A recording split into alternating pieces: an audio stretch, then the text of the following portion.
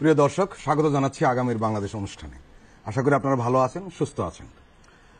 আজকে আমাদের আলোচনায় দুজন অতিথি রয়েছেন। একজন হলেন ডক্টর জাহিদুর রহমান, আরেকজন কিছুক্ষণ পরে অনুষ্ঠানে যোগ দিবেন, তিনি হলেন মাসুদ কামাল, সাংবাদিক মাসুদ কামালকে আপনারা সবাই জানেন। আজকে আমরা যে বিষয়টি নিয়ে আলোচনা করব সেটি হলো নিউ ইয়র্কে প্রধান উপদেষ্টা ডক্টর মোহাম্মদ ইউনূসের সঙ্গে জো বাইডেনের বৈঠক। এটি দীর্ঘদিন ধরে আলোচনা হচ্ছিল যে এই বৈঠকটি নিয়ে কি হবে না হবে, এরকম আলোচনা হচ্ছে। ডক্টর জাহিদ, আপনি নিশ্চয়ই জানেন যে এই ধরনের বৈঠক খুব একটা বিরল ঘটনা। এই কারণে বিরল ঘটনা, মার্কিন প্রেসিডেন্ট নিউ ইয়র্কে আসেন, এসে জাতির সঙ্গে বক্তব্য রাখেন, বক্তব্য রাখার পরে বিভিন্ন রাষ্ট্রপ্রধানের সাথে উনি মিট করেন। এটা অনেক দিনের প্রচলিত একটি বিষয়, কিন্তু দ্বিপাক্ষিক বৈঠক কারোর সাথে করেন এরকম নেই। এবং এটি যে একটা বিরল ঘটনা, এটি শুধু আমাদের দেশের মিডিয়াতে প্রচার হচ্ছে তা নয়, বিদেশি মিডিয়াগুলোতেও এই বিষয়টিকে খুব গুরুত্ব দেওয়া হয়েছে। একদম তাই। মার্কিন প্রেসিডেন্টের যে কথাটা বললেন, তিনি পরে যে একটা ভোজের আয়োজন করেন, ওখানেও দেখা হয়, কুশল বিনিময় হয়, বেশি কিছু আসলে হয় না। আমি আরেকটা জিনিস, আমি জায়গায় আসবো, আরেকটা জিনিস জোর দিতে চাই। বাংলাদেশের কোন সরকার প্রধানের সর্বশেষ মার্কিন প্রেসিডেন্টের সাথে দ্বিপক্ষীয় বৈঠক ছিল শেখ হাসিনার 2000 সালে। আমাদের মনে আছে সেই জনাব ক্লিন্টন বাংলাদেশে এসেছিলেন, সে সময় তাদের একটা দ্বিপাক্ষিক বৈঠক 24 বছর, দুই যুগ আগে ঘটেছে, এইবার সেটা হলো, এবং সব রীতি ভেঙে। এবং শুধু সেটা না, যেসব ছবি আমাদের সামনে এসছে, জো বাইডেন যেভাবে ডক্টর ইউনূসকে হাগ করছেন, মানে উনি অনেকগুলো বার্তা দিতে চাইছেন। আমি মনে করি এই বসাটা একটা বার্তা।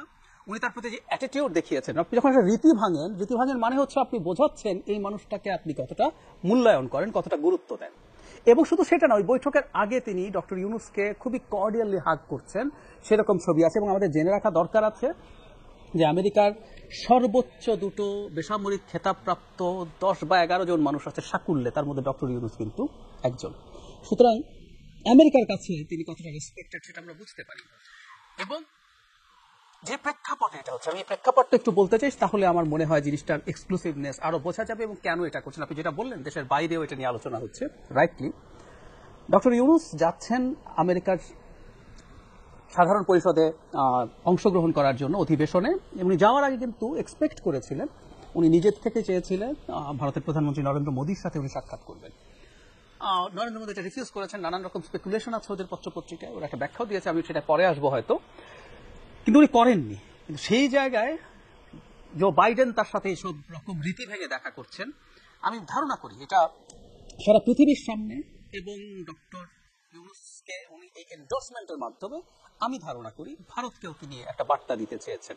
কারণ এই অঞ্চলে ডক্টর ইউনূসের সরকারের প্রতি ভারতের এক ধরনের হোস্টাইল মেন্টালিটি ছিল, এখনো আছে, যদিও তারা কিছুটা সেটা রিকভার করার চেষ্টা করছেন বলে মনে হয়। কিন্তু সেখানেই সবচেয়ে শক্তিশালী সমর্থন আমাদের মনে রাখতে হবে, দুদিন আগে দুজন জুনিয়র মন্ত্রী একসাথে এসছেন বাংলাদেশে, এখন জো বাইডেন এটা করছেন। সো এটা বাংলাদেশের জন্য, এই সরকারের জন্য একটা চমৎকার ব্যাপার, যেটা এই সরকার যদি, মানে আগে একটা ব্যাপার ছিল, বাংলাদেশের সরকার ভালো থাকলে দেশের জনগণ খারাপ থাকতো।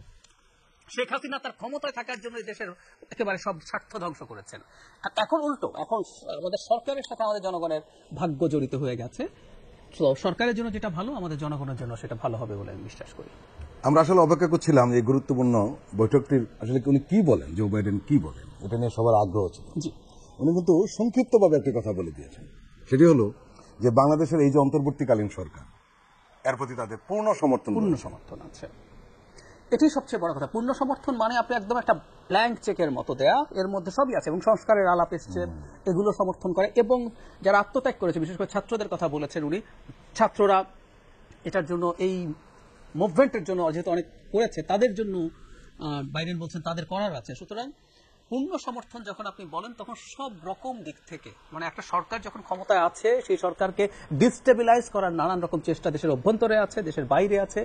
এট দ্য সেম টাইম আমাদের দীর্ঘদিন থেকে শেখ হাসিনা সরকারের সময়কার লুটপাট এবং পাচারের কারণে আমাদের অর্থনীতি কিন্তু চরম সংকটে পড়ে গিয়েছিল।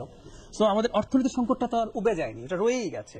সুতরাং যখন উনি পূর্ণ সমর্থন বলছেন, আমরা খেয়াল করব আমাদের আগের যে সফরটা হয়েছে, সেখানে কিন্তু ট্রেজারি ডিপার্টমেন্টের জুনিয়র মন্ত্রী রোনাল্ডোর সাথে এসছেন। উনি এবার যে গেলেন, উনি কিন্তু ওয়ার্ল্ড ব্যাংক, আইএমএফ প্রেসিডেন্ট ওনার সাথে দেখা করেছে, ওয়ার্ল্ড ব্যাংক প্রেসিডেন্টের সাথেও তার দেখা হয়েছে। সুতরাং এই যখন পূর্ণ সমর্থনের কথা বলেন, আমরা এটা আশা করতে পারি কূটনৈতিক এবং অর্থনৈতিক সব দিক থেকে বাংলাদেশ তার কাছে মানে বড় সমর্থন পাবে। এবং একটা জিনিস এখানে যোগ করা দরকার আছে, সেটা হলো আমি এটাকে সিরিয়াসলি নিতে চাই। আমেরিকা যখন মানে কাউকে এভাবে এন্ডোর্স করেন, মোটা দাগে ইউরোপিয়ান ইউনিয়নও তাকে ফলো করে। সুতরাং আমরা পশ্চিমা যে বলয় আছে, এবং এটা আমাদের জন্য খুব ইম্পর্টেন্ট, কারণ হচ্ছে পশ্চিমা বলয় আমাদের রপ্তানির মূল জায়গা। সুতরাং যদি সেটা হয়ে থাকে, আমাদের এই ভবিষ্যৎ অর্থনৈতিক ক্ষেত্র এবং আমাদের এই সরকারের কেউ যদি তাকে ডিস্টেবিলাইজ করার চিন্তা করে, চেষ্টা করে, অন্য কোনো রাষ্ট্র তার নিজস্ব স্বার্থের কথা চিন্তা করে সেটা রিকভার করবে, এটা একটা চমৎকার ব্যাপার। প্রিয় দর্শক, আমাদের অনুষ্ঠানে যোগ দিয়েছেন সাংবাদিক মাসুদ কামাল, আপনাকে স্বাগত জানাচ্ছি। মাসুদ কামাল ভাইকে দিয়েই এখন শুরু করি। আপনি নিশ্চয়ই জো বাইডেন এবং ডক্টর ইউনূসের বৈঠকের বিষয়টি দেখেছেন। সেখানে অনেকগুলো কথা এসছে, ডক্টর জাহিদ বেশ কয়েকটি পয়েন্টের কথা বলেছেন।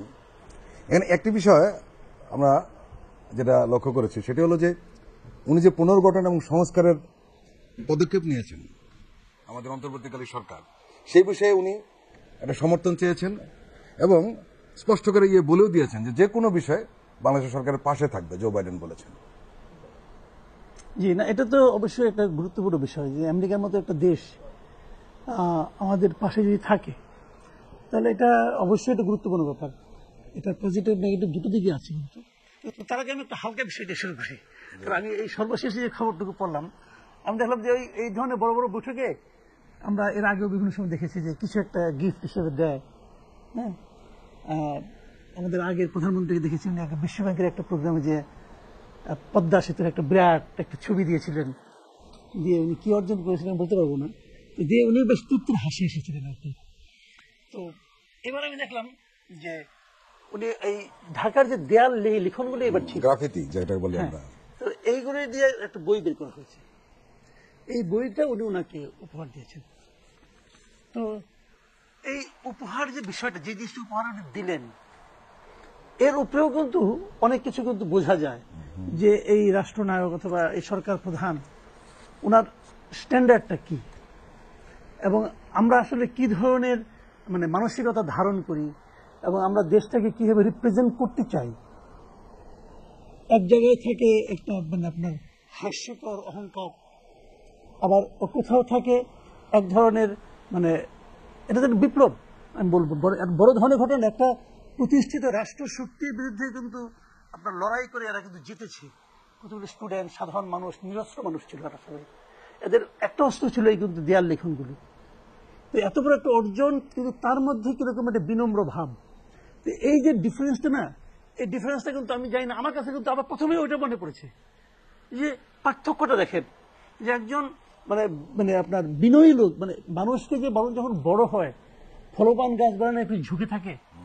তো এইটার জন্য আমি একটা নোপনা পাচ্ছি। এখন বলবেন যে আমার কিলাম, আমি এই দেশের একজন নাগরিক হিসাবে কিন্তু আমি গর্ব অনুভব করি। আমি মনে করি যে আমাদের একজন লিডার আছেন, যে লিডার বিশ্ব মঞ্চের যে কারোর সঙ্গে টেক্কা দেওয়ার মতো, যে কোনো অনুষ্ঠানে সে যখন যাচ্ছেন উনি সবার নজর কাটছেন। তো এটা কিন্তু জাতি হিসেবে আমাদেরকে আমি মনে করি এক ধরনের সম্মান দেয় কিন্তু আমাদের। তো ওটা আমি দেখেছি ওখানে। আর তারপরে আপনি যে প্রসঙ্গগুলো আসলেন, এটি তো খুবই একদম মানে নিজের বাস্তবতা। যে আগে তো ওনারা বলতেন যে আমাদের সঙ্গে ভারত আছে, ভারত আছে তো সব আছে। তো এখনো ভারত হয়তো আছে, আমরা তো ইলিশ মাছ দিয়ে দিছি, আমরা ইলিশ মাছ তো আবারও দিলাম, একদম আস্ত ইলিশ মাছ দিচ্ছি 100-200 অনেক টন। ওটা দিয়ে নাকি আমাদের কোনো কোনো উপদেষ্টা বাহবাও পাচ্ছেন, বাহবা কে দিচ্ছেন বুঝতে পারছি না। যাই হোক, তারপরেও কিন্তু আমরা আমেরিকাকে পেয়েছি। আগে আমেরিকার কাছ থেকে আমাদের সবসময় কিন্তু একটা ভয় থাকতো, এই বুঝি পেলাম, মানে সেটা কি স্যাংশন পেলাম। তারপরে আপনি এখান থেকে পণ্য সরবরাহ করবেন সেখানে। এখন আমার তো মনে হয় এখানে আমরা ওখান থেকে অনেক কিছু সুবিধাও পাবো। এখন যে শুল্ক সুবিধা যেটা নিয়ে আমরা অনেক দিন ধরে আহাজারি করছিলাম, যদি উনি চেষ্টা করেন হয়তো সেটাও পেতে পারি। এগুলি হয় কি জানেন, রাষ্ট্রনীতি, কূটনীতি এর বাইরেও কিন্তু পারস্পরিক সম্পর্কে একটা গুরুত্ব আছে ভাই।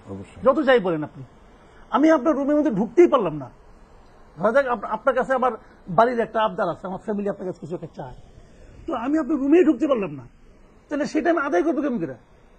আর উনি আসছে শুনলে আপনি নিজেই ঘর থেকে বেরিয়ে যে ওনাকে অভ্যর্থনা জানিয়ে নিয়ে আসতেছেন, চা নাস্তা করতেছেন, তখন উনি তো সেটা তুলতে পারবে।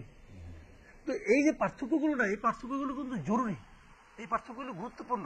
মাসুদ কামাল ভাই রেস ধরেই ডক্টর জাহিদ আপনাকে একটা প্রশ্ন করি, সেটি হলো যে যে কথা উনি বলেছিলেন যে অত্যন্ত সাধারণ দেশের একটা ভাবমূর্তি উনি একজন তৈরি করেছেন। একটা বিষয় লক্ষ্য করেছেন নিশ্চয়ই, সেটি হলো যে উনি কিন্তু নিজের কৃতিত্ব সেখানে বলেন, কাদের কৃতিত্ব বলেছেন? জো বাইডেনকে তাদের কথাই বলেছেন যারা সব ধরনের নিপীড়নের বিরুদ্ধে, যে শিক্ষার্থীরা তাদের জান দিয়ে দিয়েছেন, অত্যাচার সহ্য করেছে, নিপীড়ন সহ্য করেছে, এই কথাগুলো কিন্তু উনি বাইডেনকে বলেছেন। একদম, মানে যেটা হয়, আমি প্রায় একটা কথা বলি, আপনার এখানে হয়তো কখনো বলেছি, মানে শেখ হাসিনা ফ্রেঞ্চ সম্রাট চতুর্দশ লুইয়ের মতো আর্ম দ্য স্টেট, মানে উনি স্টেট, ওর বাইরে আসলে আর কিছু নাই। ওই যে পদ্মা সেতু কেন দিয়েছে, মানে আমি বিরাট ক্ষমতা দেখিয়ে দিলাম, দেখো বিশ্বব্যাংকে আমি আমার ইগো, মানে আমার ইগোর বাইরে আসলে আর কিছু নেই, আমি জিতেছি। তুমি তো টাকা দাও নাই, সুতরাং তোমায় কিন্তু আমি দেখিয়ে দিলাম, এই যে দেখো আমি পদ্মা সেতু বানিয়েছি। এখানে ব্যাপারটা একেবারে ভিন্ন। আসলে হয় কি, মানে আমরা ডক্টর ইউনূসকে দীর্ঘদিন তো আসলে ওনাকে আমরা যারা ফলো করি, কি করেছেন না করেছেন আমরা বুঝি। অনেকে হয়তো জানেন না যে গ্লোবালি উনি কেমন পার্সোনালিটি। বহু মানুষ বহু রাষ্ট্রের প্রেসিডেন্ট, বড় বড় মানুষজন বসে থাকেন তার সাথে দেখা করার জন্য। ডক্টর ইউনূসের মামলার হয়রানির বিরুদ্ধে আমি হিসাব করে দেখেছি, জীবিত নোবেল লরিয়েট 8-10 জন মনে হয় বাকি ছিল, সবাই সাইন করেছে।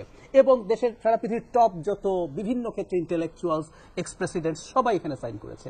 তো এই যদি হয়, এই মানুষটা ফলবান গাছ, যেটা মাসুদ কামাল ভাই বলছেন, সেটা মাথা নিচু করে থাকে, নুইয়ে থাকে। তবে আবার একটা জিনিস দেখেন, খুব ইন্টারেস্টিং লাগবে এটা। আমি আজকে যখন ডক্টর ইউনূসকে বাইডেন খুবই কর্ডিয়ালি হাগ করছেন, ছবিটা দেখলাম, তখন আমার মনে পড়লো, মানে আমেরিকার বিরুদ্ধে আপনি নানান বিষোদ্গার গত সরকারের সময় দেখেছেন, যে আমেরিকা কিছুই না, ওকে এটা করবো, আমাকে ফেলে দিতে চায়, কিন্তু আমি পারবো না, আমি থেকে যাবো। কিন্তু আবার বাইডেন যে বিরাট ব্যাপার, এটা আমার শেখ হাসিনা প্রমাণও করেছেন, আপনাদের মনে আছে নিশ্চয়ই,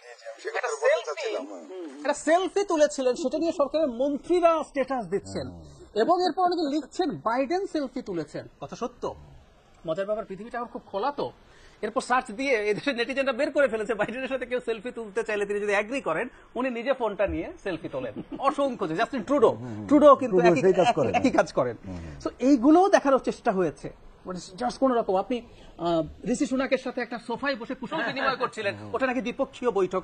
এবং ওখানকার হাই কমিশনার যিনি ব্রিটেনে নিয়োগকৃত, মুনা তাসলিম, উনি নাকি এখনো পদে আছেন। উনি কিভাবে আছেন, এখানে পদে নাই কিন্তু গুরুত্বপূর্ণ পদে আছেন, আমি জানি না। উনি এটাকে দ্বিপক্ষীয় বৈঠক বলে, এবং সুনাক নাকি বলেছেন তার কন্যারা শেখ হাসিনার মতো হতে চান। এখন কি চান? গুরুত্বপূর্ণ প্রশ্ন। সো এই ঘটনাগুলো দেখা, আর বাংলাদেশেরই এখন একজন সরকার প্রধানকে পৃথিবী এইভাবে দেখছে, তার সাথে সবাই দেখা করতে যাচ্ছে, কুশল বিনিময় করছেন, প্রচুর ছবি আমি দেখছি তার ফেসবুকে যে অফিসিয়াল পেজ, ওখানে দেখানো হচ্ছে। তো এটা জাতি হিসাবে আমাদের জন্য অনেক অনেক গর্বের জায়গা। জাহিদ ভাই, এই প্রসঙ্গে একটা কথা বললাম, যে প্রসঙ্গ বলছেন যে অনেক রাষ্ট্রপ্রধান তার সঙ্গে দেখা করতে যাচ্ছে, আপনি লক্ষ্য করেছেন নিশ্চয়ই, কিছু ছবি দেখেছেন বা ভিডিও যা দেখেছেন, এ পর্যন্ত আমরা যা দেখতে পাচ্ছি, এরাই কিন্তু এগিয়ে যাচ্ছেন, এবং অসংখ্য রাষ্ট্রপ্রধান। একদম, ওই যে বলেছি, এটা এখন না, অন্যান্য সব সময়, মানে আমরা ওনাকে ডেকে এই মানুষকে ছেলে খেলা করেছিলাম আমরা, মানে আমরা সকাল বিকাল তাচ্ছিলাম, মানে ডক্টর ইউনূসকে দেখে আবারও আমরা সরি, কেউ বলবেন যে এই এত সমালোচনা কেন করছি। ওনাকে যখন দেখছি তখন আমি প্রধানমন্ত্রীর, সাবেক প্রধানমন্ত্রী শেখ হাসিনার সংবাদ সম্মেলনের কথা মনে পড়ে। শেষবার ভারত থেকে আসার পর জনকে সাংবাদিকের জবাবে 17 মিনিট কথা হয়েছে তাকে তুচ্ছ-তাচ্ছিল্য করা নিয়ে, যত রকম ভাবে সম্ভব তুচ্ছ-তাচ্ছিল্য করা হচ্ছে, কিছুই না করা হচ্ছে। আজকে সারা পৃথিবীর বিভিন্ন, শুধু না, মানে সরকার বা রাষ্ট্রপ্রধানও না, বিভিন্ন সংস্থা, আইএমএফ প্রেসিডেন্ট ওনার সাথে এসে ফর্মালি মিটিং করেছেন। সো এরকম বহু ঘটনা। ইটালির প্রাইম মিনিস্টার লুলা দা সিলভা ওনার কাছে এসে, ব্রাজিলের প্রেসিডেন্ট ছবি তুলছে, প্রত্যেকে। সো ওনার ওই সম্মানের জায়গাটা আসলে আছে, আমরা জানতাম, এটা আরো এখন এক্সপোজড হচ্ছে, এবং লাকিলি আমাদের এই ক্রান্তি লগ্নে উনি আমাদের সরকারের দায়িত্বে আছেন। সাংবাদিক মাসুদ কামাল, একটা বিষয় জো বাইডেন বলেছেন যে শিক্ষার্থীরা যদি দেশের জন্য এত ত্যাগ করতে পারে, হ্যাঁ, তাদের জন্য আমেরিকার কিছু করার আছে। হ্যাঁ, এটা তো খুবই ইতিবাচক। দেখেন, ওরা আসলে যে জিনিসটাকে, মানে উনি তো ডক্টর ইউনূস কিন্তু ওদের সাইকোলজিটাও জানেন, ভালো বুঝেন, এবং বুঝেন বলে কিন্তু ওরা জানে যে আমাদের এই দেশটাকে উপস্থাপন করতে হবে, ব্যক্তিকে না। ব্যক্তিকে উপস্থাপন করতে চাইলে উনি তো নিজেকে উপস্থাপন করতেই পারতেন, উনি তো একজন উপস্থাপন করার মতো ব্যক্তিত্ব, কিন্তু তা কিন্তু করেননি। উনি স্টুডেন্টদেরকে উপস্থাপন করেছেন, যেটা করলে পরে তারা এই জিনিসটাকে সিরিয়াসলি নেবে, এবং তাদের এখানে এক ধরনের আগ্রহ জন্মাবে।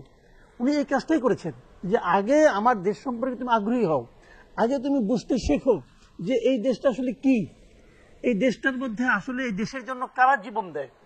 যখন ওয়েস্টার্ন ওয়ার্ল্ডের লোকজন দেখে যে একটা দেশের জন্য সেই দেশের তরুণ সমাজ নিজেদের জীবন দিয়ে দিচ্ছে, তখন তারা ভাবে যে এই দেশটা উন্নতি করতে চায়, তখন তারা ভাবে এই দেশের যে কোনো দেশের তরুণ সমাজটা সবচেয়ে গুরুত্বপূর্ণ সমাজ, সবচেয়ে গুরুত্বপূর্ণ, এরাই তো দেশটাকে সামনের দিকে এগিয়ে নিয়ে যাবে, তাই না? যদি এই তরুণ সমাজ যে দেশটার জন্য নিজের জীবন দিতে চায়, দিতে পারে, এটার জন্য তারা কিন্তু মনে করে তাহলে এদের জন্য কিছু একটা করা যায়, এদের জন্য চেষ্টা করা যায়। এরা যদি কোনো প্রজেক্ট নিয়ে আসে, কোনো প্রকল্পনা, কোনো পরিকল্পনা নিয়ে আসে, সেই পরিকল্পনায় আমরা যতটুকু পারি আমরা হেল্প করব, এটা কিন্তু তারা বুঝে। এটা কিন্তু একটা ইমেজ বিল্ডিং। এটা এমন না উনি একটা বস্তা নিয়ে গেছেন, বস্তা ভর্তি করে ডলার নিয়ে আসবেন, তা তো না। এটা কিন্তু ইমেজ বিল্ডিং, যে পরবর্তী সময়ে যখন আমাদের কেউ যাবে, কোনো একটা উদ্যোগ নিয়ে যাবে, কোনো একটা প্রস্তাব নিয়ে যাবে, কোনো একটা চাহিদার কথা বলবে, তারা কিন্তু এই ইমেজটাকে মাথায় রেখে তখন এটাকে বিবেচনা করবে যে এরা তো এই জাতি, এরা তো এরকম। তো এই ইমেজ বিল্ডিং এর কাজটাই কিন্তু একটা সরকার প্রধানের মূল কাজ। বাকি কাজ তো ওই ব্যবসায়ীরা করবে, অথবা যে আলোচনা করবে, লেনদেনের হিসাব হবে সেখানে, কিন্তু ইমেজটা কিন্তু উনি তৈরি করে দিয়ে আসতেছেন। এটা হলো সবচেয়ে জরুরি। এবং আমার ধারণা, দেখেন একটা আমরা তো শুনলাম যে আমেরিকার প্রেসিডেন্ট যিনি, ওনারা কখনোই নাকি নিউ ইয়র্কে ধরনের কোনো অনুষ্ঠান করেন না, দ্বিপাক্ষিক বৈঠক করেন না। এরা বড় যে কাজটা করেন, ওখানে সাধারণ পরিষদের ভাষণটা দেন, অথবা একটা ভোজের আয়োজন করেন বিশ্ব নেতৃবৃন্দের জন্য। তো ওখানে ভোজে যখন যায় তখন কিন্তু অনেক নেতৃবৃন্দ সালাম টালাম দেয়, ওইটাই আবার ছবি টবি উঠাই আমরা দেখছি যে সালাম দিতে পেরেছে। তবে সালামটা নাকি ওরা নেয় নাই, অনেক সময় শুনেছিলাম ট্রাম্পের ব্যাপার সময় একবার। তো এতে কোনো সমস্যা, এটা ট্রাম্পের দোষ ছিল, ট্রাম্প বিএনপি দ্বারা প্রভাবিত ছিল হয়তো, কিন্তু উনি সালাম দিতে পেরেছেন, এটা ঠিক, ওটা কিন্তু আমরা আনতে পেরেছিলাম। এখানে ওইগুলি কিন্তু প্রয়োজন পড়ে নাই। আমি শুনেন, এটা আরেকজনকে আন্ডারমাইন করছি না, আরেকজনকে ছোট করে দেখাচ্ছি না। বিষয়টা হলো কি, এই সমস্ত লোকজন ওখানে যায় না, আমরা কিন্তু চেয়ে থাকি কেন? আমরা চেয়ে থাকি যে এই একটা ব্যক্তি দিয়ে কিন্তু ওরা একটা জাতিকে বিচার করে, একটা জাতি কতটা ব্যক্তিত্ব সম্পন্ন, একটা জাতি কতটা মেরুদণ্ড সম্পন্ন, অথবা একটা জাতি কতটা সেবলা, বাংলা ভাষায় একটা শব্দ আছে না, সেবলা, কতটা সেবলা, এটা কিন্তু বিচার করে ওরা। তো এই জন্য এখন কিন্তু আমরা এগুলো বলতেছি কেন, যে মানে আমার কাছে ভালো লাগতেছে যে আমেরিকার ওরাও তো ভাবতেছে যে বাইডেন কে একজন লোক, তার জন্য এত কিছু নিয়ম কানুন ভাঙতেছে কেন? আমরা কি আমেরিকাকে খুব কিছু দিয়ে দিব? কি দিব আমরা? কি দেওয়ার আছে ভাই? কিন্তু আমরা যে জাতি হিসেবে সম্মানিত হলাম আমরা, এটা আমি মনে করি ভাই এটা জরুরি ছিল, এটা আমাদের জন্য মানে একটা অভাবিত, এটা উনি ছাড়া অন্য কেউ হলে হতো না। কিন্তু মানে এটা সত্য, আমাদের দেশের জন্য ভাই এ পর্যন্ত নোবেল প্রাইজ পাইছে কয়জন? একজন। তো উনাকে আমরা আসলে অসম্মানিত করেছি জাতি হিসেবে, আমরা খুবই মানে নিম্নমানের। আমরা এত বছর দিনের পর দিন মানে প্রমাণ করেছি আমরা কত খারাপ জাতি, যে আমাদের সবচেয়ে মানে যে রত্ন, যে তাকে আমরা পায়ে ফেলেছি, যাকে আমার মাথায় তুলে রাখার কথা তাকে আমরা পায়ে ঠেলেছি, ঠেলে আমরা খুব আনন্দ, খুব বাহবা নিয়েছি, যে এই বুড়ারে আমরা 8 তলা পর্যন্ত হাঁটাই ওঠে, ওই সময় লিফট আবার বন্ধ করে রাখতো আর কি। মানে একটা জিনিস হলো কি ভাই, এগুলো ঠিক না। এই যে প্রতিহিংসা প্রবণতা না, এগুলো আপনাকে কোথায় নিয়ে গেলো ভাই? দেখেন আপনি কোথায় গেলেন, উনিও তো দেখতেছেন। একবার শুনছিলাম নাকি ব্লিংকেনের সঙ্গে দেখা করার জন্য 5 দিন না 6 দিন যে হোটেলে অপেক্ষা করেছিলেন, তো কাজ তো হয় নাই। তো যাই হোক, এটা আসলে পার্থক্যটা মানুষ কিন্তু এগুলোই পার্থক্যগুলি দেখবে। যাইবে একটা বিষয়, আমরা যে আন্তর্জাতিক মিডিয়া যে ধরনের খবর পাচ্ছি, সেটা হলো উনি ইউনিসের হাতে হাত রেখে বাইডেন একটা কথা বলেছেন, যে সেটা হলো যে বাংলাদেশে সংস্কারের যে লক্ষ্য নোবেল বিজয়ী অর্থনীতিবিদ ঠিক করেছেন, তাকে বাস্তবে রূপ দিতে সব ধরনের সহযোগিতা করবে হোয়াইট হাউস। মানে সংস্কারের প্রসঙ্গটা কিন্তু এসছে একদম স্পষ্ট। মানে বাংলাদেশে গত কিছুদিনে এইটা তো খুবই আলোচনার বিষয় ছিল, কারণ আমরা এমন একটা রাষ্ট্র ব্যবস্থার মধ্যে চলে গিয়েছিলাম, নিয়ে যাওয়া হয়েছিল বিশেষ করে জাস্ট অবৈধভাবে ক্ষমতায় থাকার জন্য। সুতরাং আমরা যারা মুভমেন্টের মধ্যে ছিল সবাই হয়তো সংস্কার শব্দটা সরাসরি উচ্চারণ করেননি, কিন্তু যেটা হয়েছে যে ব্যবস্থাটা তৈরি হয়েছে, এই ব্যবস্থাটার একটা সংস্কার লাগবে। সুতরাং এই আলাপটা আমরা ক্রমান্বয়ে করে গেছি, এবং সেটা এখন আমাদের একটা গুরুত্বপূর্ণ এজেন্ডায় পরিণত হয়েছে। এবং এটা খুবই চমৎকার ব্যাপার যে আমেরিকার প্রেসিডেন্ট এই ব্যাপারটা জানেন, হি ইজ ব্রিফড, এবং তিনি সেটাই সমর্থন করা। তার মানে এই যে সব ক্ষেত্রে যে সমর্থন করার কথা আসছে, তার মধ্যে সংস্কারের জন্য সমর্থন করা হবে, এটাও একটা গুরুত্বপূর্ণ ব্যাপার, এবং স্ট্রেংথেন করবে সরকারকে। মানে আমি প্রায় বলি, কেউ কেউ বলতে পারেন যে আমেরিকা সাপোর্ট করবে, আমেরিকা ওটাতে কি আসে যায়। মানে আমরা বাস্তবতা মেনে নিতে হবে। আমরা এমন একটা পৃথিবীতে বাস করি যেখানে আসলে একটা দেশ আরেকটা দেশ, এমনকি একটা পাওয়ারফুল দেশও আরেকটা দেশে চাপে পড়তে পারে।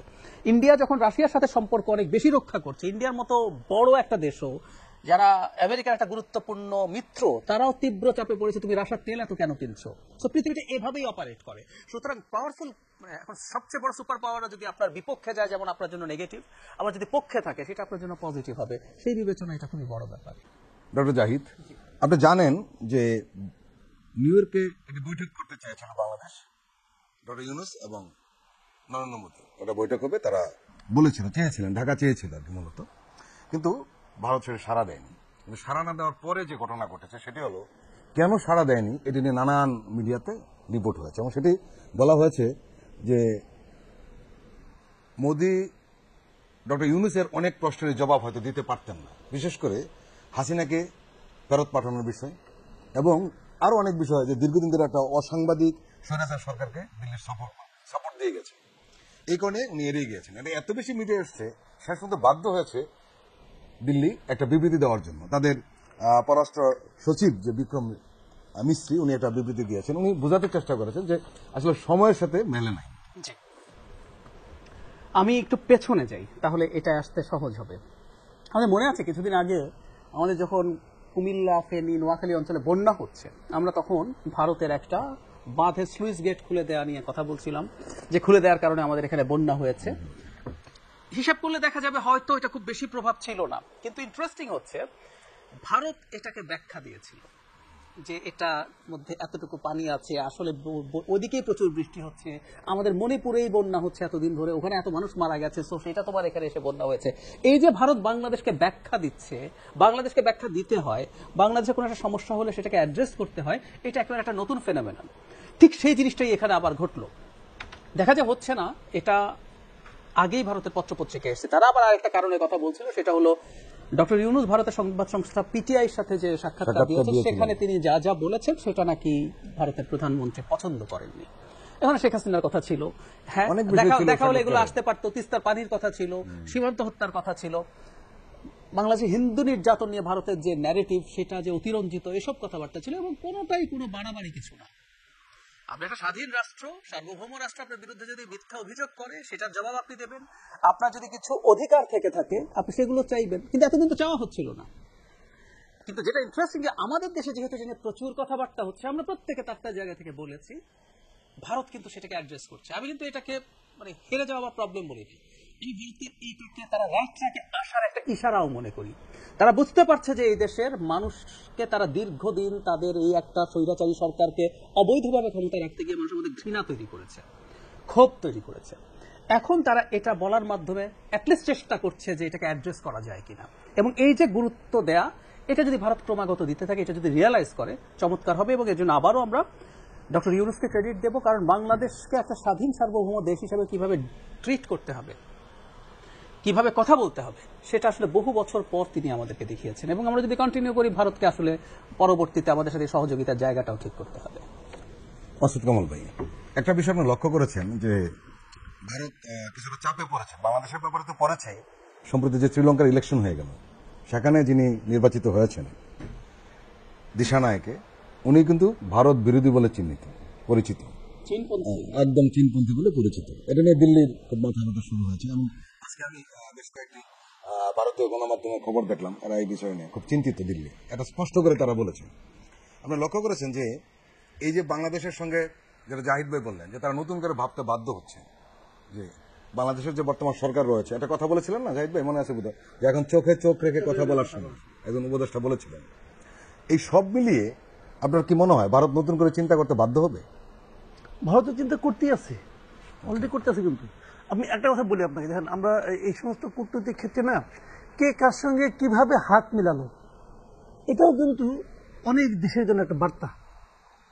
আমরা ছবি দেখছি যে ডক্টর ইউনূসকে উনি জড়িয়ে ধরেছেন, এটা কি মনে করেন খালি আমাদের জন্যই বার্তা? এটা কি ভারতের জন্য বার্তা না? এটা ভারতের জন্য বার্তা। এবং কে জড়িয়ে ধরেছেন? যে ভারতের যে সবচেয়ে শক্তিশালী দেশগুলির মধ্যে যে সবচেয়ে বড় মিত্র, সেই যুক্তরাষ্ট্র, তাই না? সেটা সবচেয়ে বড় মিত্রের মধ্যে এই রিজিয়নে তো ভারত মনে করে তারাই যুক্তরাষ্ট্রের স্বার্থটাকে, তারাই একমাত্র প্রতিনিধি, এর মানে ধারণা তারা এটা মনে করে চীনের সঙ্গে তার ফাইটে সেই যুক্তরাষ্ট্রকে পাশে পাবে। চীনের সঙ্গে তার সবচেয়ে বড় বিরোধ ভারতের এই জায়গাটাতে। তো সেখানে সেই যুক্তরাষ্ট্র সেই দেশের মানে সরকার প্রধানকে জড়িয়ে ধরেছেন, যে সরকার প্রধানকে তার আশ্রিত অথবা তার মানে অনুগত অথবা তার খুব পেয়ারের সরকার ছিলেন, তারা তাকে বলতো সুদ কি জানি বলতো আর কি, মানে কিছু বলতো। তো এখন এটা কিন্তু তাদের জন্য একটা বার্তা না, অবশ্যই। এটা তাদের জন্য কিন্তু একটা বার্তা। এবং ওইখানে মোদির সঙ্গে তার সভা বৈঠক হয়নি, এটা তো আগেই মোটামুটি আমরা জানতাম। ভারতের পররাষ্ট্র মন্ত্রণালয় বলেছিল, আগেই বলেছিল। তারা অবশ্য বলেছিল যে এরা নাকি শিডিউলে মিলছে না, তার মোদি আগে যাবেন, আগে চলে আসবেন, এই জন্য এই সমস্ত নানা রকম কারণ। সেটা হতে পারে, আমি হবে না তা না, হতে পারে। আবার ওটা শিডিউল থাকলেও শিডিউল একটা ঘটনা ঘটেছে, উনি কিন্তু ট্রাম্পের সঙ্গে বৈঠক করার কথা ছিল, সেটাই কিন্তু ক্যান্সেল করেছে। কিন্তু এই বিষয়টা জানা যায়নি যে উনি আসলে সংক্ষিপ্ত সফরটা কেন করলেন, দেশে তার কি প্রয়োজন, এটা কিন্তু কেউ স্পষ্ট করেনি। থাকতে পারে অনেক প্রয়োজনই, থাকতে পারে, সেগুলো নিয়ে আমরা মানে বানাই বানাই বলে লাভ কি, এটা আমরা কল্পনাই বা কেন করবো, থাকতে পারে, অনেক সমস্যা থাকতে পারে। কিন্তু এটাও ঠিক যে মানে ইউনূস সাহেবের সঙ্গে চোখে চোখ রেখে কথা বলারও কিন্তু একটা পার্সোনালিটি লাগে। সেটাও মোদী সাহেবের কতটুকু আছে এটা নিয়ে আমারও সন্দেহ থাকতে পারে। আমরা ছোট দেশ, অত বড় বড় কথা মুখে না বলাই ভালো। কিন্তু আপনি একটা জিনিস দেখেন, আমি তো পড়লাম নিউজগুলো, যে এত যে ব্যস্ততা ওনার সঙ্গে, এর মধ্যে কিন্তু এটা দেখা হয়েছে আপনার এর আগে ক্লিন্টন মানে দম্পতি দেখা করবেন, ওবামা দম্পতি দেখা করবেন, এবং এই যে নির্বাচনী প্রচার অভিযানে এত ব্যস্ত কমলা হ্যারিস, উনিও দেখা করবেন, উনিও সকালে ওনার সঙ্গে প্রাতরাশ করবেন, ব্রেকফাস্ট করবেন। এখন তোর ভাই কি দরকারটা কি, তো পুরো সবাই যে আসতেছে, গোষ্ঠী শুদ্ধ আসতেছে তো সেটাই তো এখন এটা তো এগুলি কি ভারতের জন্য বার্তা নয়? অবশ্যই, অবশ্যই। এগুলি ভারতের জন্য বার্তা। ভারত আর তার সমস্ত প্রতিবেশীদের সঙ্গে তার সম্পর্ক খারাপ হতেই পারে, কিন্তু মালদ্বীপের সঙ্গে সম্পর্ক খারাপ আর বাংলাদেশের সঙ্গে সম্পর্ক খারাপ, এটা কিন্তু সমান অর্থ বহন করে না, মোটেই নয়, মোটেই নয়, সমান অর্থ বহন করে না। কিন্তু কাজেই আমি সবসময় মনে করি, আপনি দেখবেন যে ভারতের পররাষ্ট্রনীতি মানে হাসিনাবিহীন বাংলাদেশের সঙ্গে যেমনটি অনেকে আশা করেছিলেন তেমনটি হবে না। ভারত দ্রুতই দেখবেন পররাষ্ট্র সম্পর্ক, আমাদের সঙ্গে কূটনৈতিক সম্পর্ক উন্নত করার জন্য তারা কিন্তু চেষ্টা করবেন, আমার ধারণা। ডক্টর জাহিদ, একটা বিষয় আপনি লক্ষ্য করেছেন যে এটা গুরুত্বপূর্ণ বৈঠক কিন্তু নিউ ইয়র্কে হয়েছে। আমাদের মানে পররাষ্ট্র উপদেষ্টার সঙ্গে ভারতের পররাষ্ট্রমন্ত্রী জয়শঙ্কর একটা বৈঠক হয়েছে, এবং এটা কিন্তু প্রথম বৈঠক এই সরকার আসার পরে। এবং এই যে টানাপোড়েনের মধ্যে দুই দেশের যে সম্পর্কে টানাপোড়েন চলছে, এই বৈঠকটি এখানে অনেকে গুরুত্ব দিচ্ছে। জি। এবং সেখানে আমরা তত বিস্তারিত জানতে পারিনি, কিন্তু মূল বিষয়টা জানতে পেরেছি। সেটি হলো যে আসলে দুই দেশের সম্পর্ক কিভাবে কি করা যায়, এটাই ছিল এই দুই পররাষ্ট্র মন্ত্রীর বৈঠক আর কি। হওয়াটা জরুরি ছিল। আমি একটু পেছনে যাই। কয়েকদিন আগেই ভারতের যে বর্তমান সরকার, মানে এই দফায় যখন ক্ষমতায় আসলো, তার 100 দিন পূর্তিতে অনেকগুলো চ্যানেলে এই জয়শঙ্কর সাহেব কথা বলেছেন। তো তাকে বাংলাদেশ সম্পর্কে যখন জিজ্ঞেস করা হয়েছিল, খুবই ইন্টারেস্টিং একটা কথা উনি বলেছেন, যেটা আমরা শেখ হাসিনার সময় শুনতাম, যে বাংলাদেশে যা যা ঘটেছে সেটা বাংলাদেশের অভ্যন্তরীণ ব্যাপার, এবং নতুন সরকারের সাথে তারা এনগেজমেন্টের জন্য তাদের দিক থেকে খোলা আছে এবং তারা সেই চেষ্টা করবেন। আসলে এটা মেনে নেওয়াটা ভালো, মেনে নেওয়াটা বুদ্ধিমানের কাজ। মানে শেখ হাসিনার পতন তো আসলে শেখ হাসিনার পতন না, শেখ হাসিনার পতন বাংলাদেশে ভারতেরও পতন।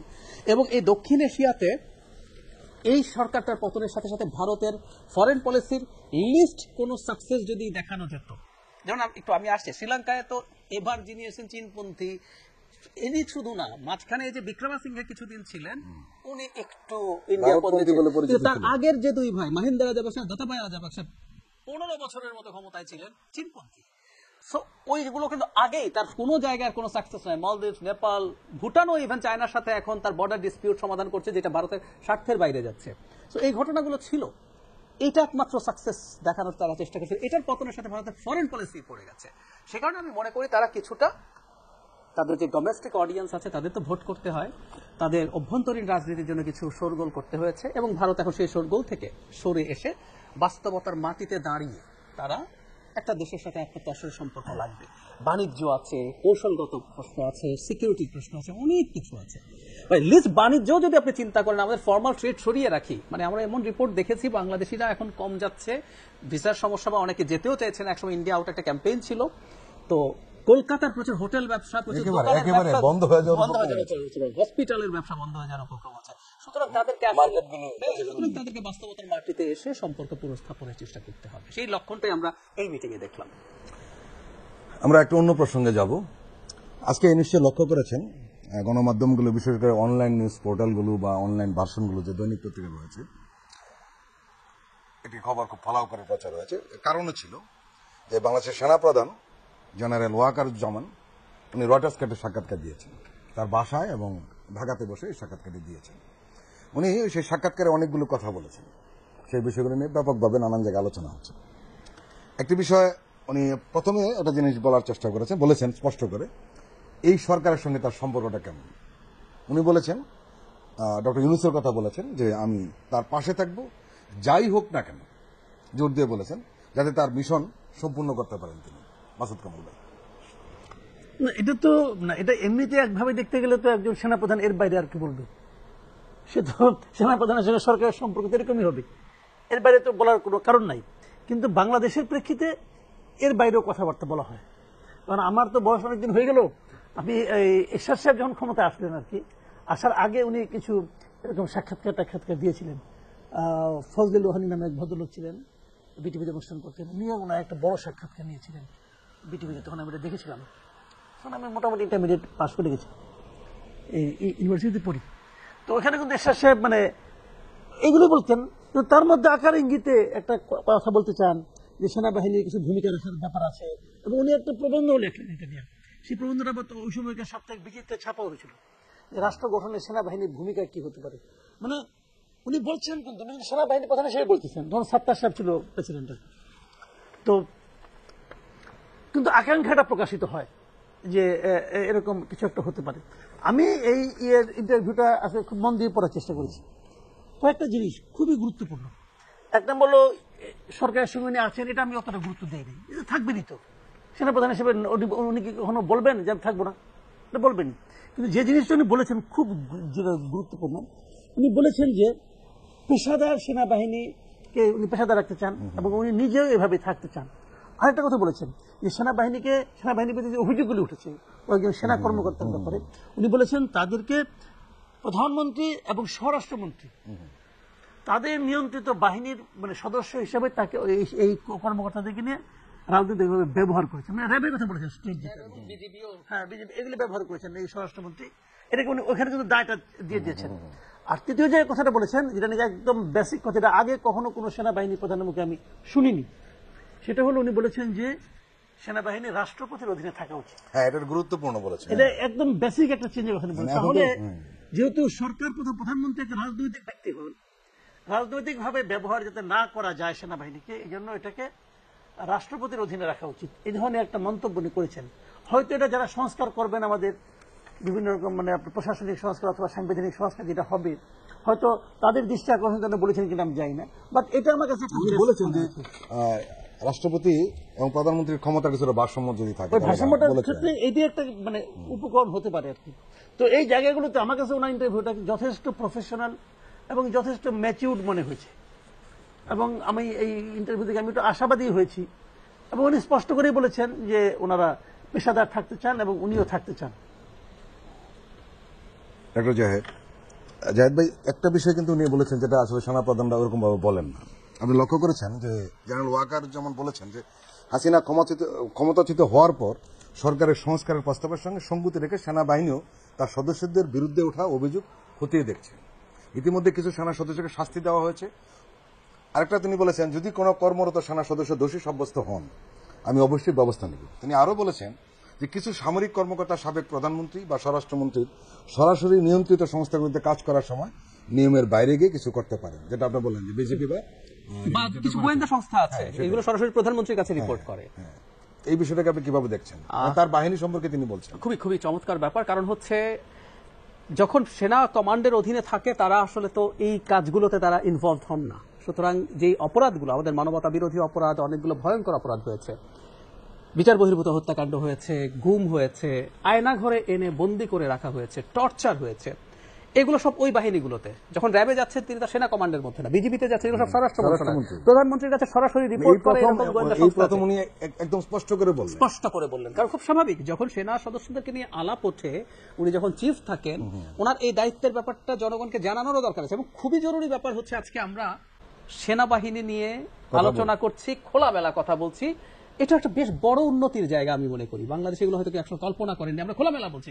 সেনাবাহিনীর অনেকগুলো গোয়েন্দা সংস্থা আছে যেগুলো রিপোর্ট করা হয়, করেন ওনারা সরাসরি প্রধানমন্ত্রীর কাছে। তো তাহলে উনি দায়টা কেন নেবেন? উনি দায়বোধ করেছেন যেটা জানানো হোক, এবং ভবিষ্যতের জন্য জনগণ জানলো যখন এই অভিযোগগুলো আসবে তখন আমরা যাতে সেনা প্রধানকে, ভবিষ্যৎ সেনা প্রধানকে অভিযোগ না করি, আমরা মূল কালপ্রিটকে আমরা যাতে চিহ্নিত করতে পারি, খুবই জরুরি।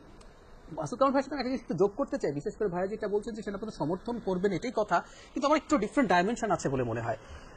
নো ম্যাটার হোয়াট, যাই ঘটুক না কেন, এই আলাপটা না আমার কাছে আবার খুব বার্তা দেওয়া মনে হচ্ছে। কারণ আমরা হয়তো খেয়াল করেছি বাংলাদেশে নানান আলোচনা আছে যে দেশের অস্থিতিশীল পরিস্থিতি তৈরি হবে, হয়ে সেনাবাহিনী এখানে আরো বেশি ইনভলভ হবে কিনা। বিশেষ করে সেনাবাহিনী তো এখন মাঠে ম্যাজিস্ট্রেসি পাওয়ার নিয়ে আছে, এবং আমি ভারতের মিডিয়াতে দেখছি গুরুত্বপূর্ণ মিডিয়া রিপোর্ট করছে ওদেরকে পাওয়ার দেওয়া মানে হলো আস্তে আস্তে দেশ সেনা শাসনের দিকে এগিয়ে যাবে ইত্যাদি ইত্যাদি কথা ভারতীয়রা বলছে। তো আমার কাছে মনে হয়েছে উনি আসলে এই বার্তাটাও দিতে চাইছেন যে না, এবং উনি যে একটা জাস্ট প্রফেশনাল বাহিনী হিসেবে থাকতে চান এবং এই সরকারের পাশে যে কোনো পরিস্থিতিতে আছেন সেটা উনি করবেন। আর আরেকটা ব্যাপার আমি জানি না যেটা সবচেয়ে গুরুত্বপূর্ণ, সেটা এখন আসলে সেই অর্থে আলোচনা আসলে আপনি আনবেন কিনা, নির্বাচনের টাইম ফ্রেম নিয়ে কথা বলেছেন। উনি বলেছেন যে 18 মাসের মধ্যে যাতে নির্বাচন হতে পারে সেজন্য গুরুত্বপূর্ণ সংস্কারগুলো সম্পূর্ণ করতে এই সরকারকে উনি দিয়ে যাবেন, সমর্থন দিয়ে যাবেন, এই কথা বলেছেন। কিন্তু একটা টাইম ফ্রেম বলেছেন 18 মাস। এটা নিয়েই আসলে যথেষ্ট ডিবেট। আমি একটু জায়গাটা পড়ি, উনি এটা বলছেন খুব ইন্টারেস্টিং। তিনি 17 কোটি মানুষের দেশে একটি অবাধ ও সুষ্ঠু নির্বাচন অনুষ্ঠানের পথ প্রশস্ত করতে গিয়ে বিচার বিভাগ, পুলিশ এবং সংস্কারের কথা বলছেন। পয়েন্টটা হচ্ছে উনি সংস্কারগুলোর কথা বলছেন নির্বাচন দেওয়ার জন্য। আমাদের সরকারের দিক থেকে কিন্তু এভাবে বলা হয়নি সংস্কারের কথা। সরকারের দিক থেকে বলা হয়েছে যে তারা ওভারঅল সংস্কার করবেন। আর এই আলাপটাও এখন আমাদের মাঠে আছে যে একজন সেনাপ্রধান এই যে একটা টাইম ফ্রেমের কথা বললেন, এই টাইম ফ্রেমটা কি তিনি সরকারের সাথে আলোচনা করে বলেছেন, বা সরকারের সাথে যদি আলোচনা যদি মতৈক্য থাকে তাহলে সরকার বললো না কেন? আর সরকারের মতামত ছাড়া যদি তিনি বলে থাকেন তাহলে কেন বলছেন? এটা আমি মানতে প্রস্তুত আছি। এই মুহূর্তে সেনাবাহিনী বাংলাদেশের সরকার পরিচালনার একটা গুরুত্বপূর্ণ পার্ট হয়ে গেছে, কারণ ম্যাজিস্ট্রেসি পাওয়ার নিয়ে সেনাবাহিনী এখন মাঠে আছে, মানে পুলিশের যে অবস্থা এটা জরুরিও ছিল পুলিশের কারণেই, আর ইনি আমাদের এই যে অভ্যুত্থানে সেনাবাহিনী যে রোল প্লে করেছে এবং তার প্রধান হিসেবে আমরা এই অভ্যুত্থানের পক্ষের যারা শক্তি আছে আমরা তাদের প্রতি কৃতজ্ঞ থাকবো। কারণ তারা যদি শেষ মুহূর্তে জনগণের পক্ষে না আসতেন, আমরা জানি যে শেখ হাসিনা শেষ মুহূর্ত পর্যন্ত কনভিন্স করার চেষ্টা করা হয়েছে, দরকার শত শত বা হাজার হাজার গুলি করে হত্যা করে হলেও ক্ষমতায় থাকতে হবে, তারা যে সেটা থেকে নিজেদেরকে বিরত করেছেন। এটা একই সাথে পেশাগতভাবেও সঠিক ছিল এবং এই মাটির সন্তান তো তারা। তো সুতরাং সেনাপ্রধান এখন যেহেতু এই ব্যাপারগুলোতে তাদের এই ধরনের অবদান ছিল, ছিল, তিনি একটা মতামত জানিয়েছেন। এই মতামতটা নিয়ে আমার মনে হয় এবার কথা শুরু হওয়া দরকার এবং সরকারের দিক থেকেও এই জিনিসটা ক্ল্যারিফাই করা দরকার। মাসুদ কামাল ভাই কি বলবেন? কারণ হলো আসলে সব জায়গাতে ওনার সাক্ষাৎকারের এই বিষয়টা যেটা আমরা প্রসঙ্গে উঠিয়েছিলাম যে 18 মাসের মধ্যে যাতে নির্বাচন। আমি এখানে অন্য একটা কথা বলি, এটা হয়তো আমার মানে হাইপোথিসিস হতে পারে, এটা হয়তো কেউ মানে আমি জানি না, আমি প্রমাণ করতে পারবো না, কিন্তু আমার কেন যেন মনে হয় এই কথাটা ডক্টর ইউনূস সাহেবের কথা।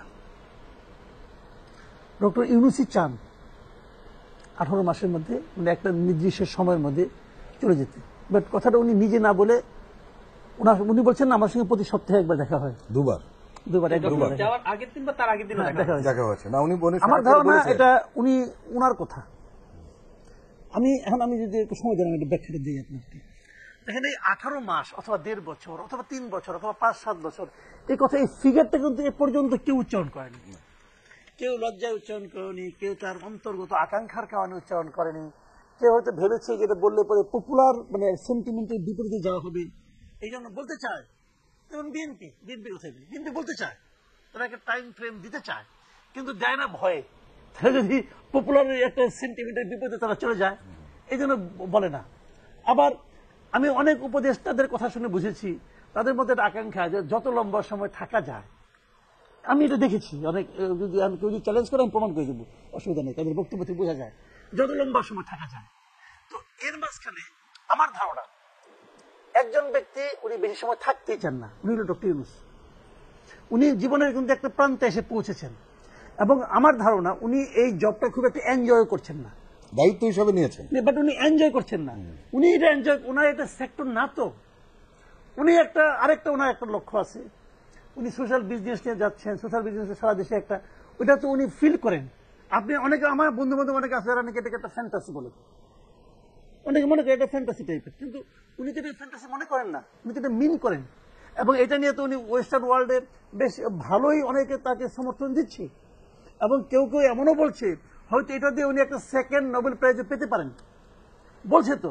তো এই জিনিসটা ওনার মধ্যে কোনোই প্রেরণা তৈরি, কোনো কাজ উনি কিন্তু বলেন এটা আমার কাজ না। উনি আপনি দেখবেন যখন হাসিনা থেকে দৌড়াচ্ছিলেন তখন উনি কিন্তু একটা ইন্টারভিউতে বলেছিলেন যে আমি তো আমার কাজটা করতে চাই। উনি তো তখন প্রেসিডেন্ট হতে চান নাই, প্রাইম মিনিস্টার হতে চান নাই, কিন্তু উনি এই প্রসঙ্গে আছে উনি কিন্তু আমার আপনার কাজটা করতে দেন ভাই, আপনার কিছু লাগবে না। তো উনি কিন্তু ওনার এখনো কিন্তু একটাই বলবি, এখন আমার ধারণা উনি রাতে ঘুমাতে যাওয়ার সময় বলেন যে আমি এইগুলি কি করতেছি, এটা তো আমার কাজ না। এখন জাতির বৃহত্তর প্রয়োজনে, দেশের বৃহত্তর প্রয়োজনে উনি এসেছেন, ওনার রিয়েল ওনার যে অরিজিনাল ট্র্যাক সেক্ষেত্রে সরে এই কাজটা করতে এসেছেন, হেল্প করতে এসেছেন, দেশ শাসন করার জন্য উনি আসেন নাই।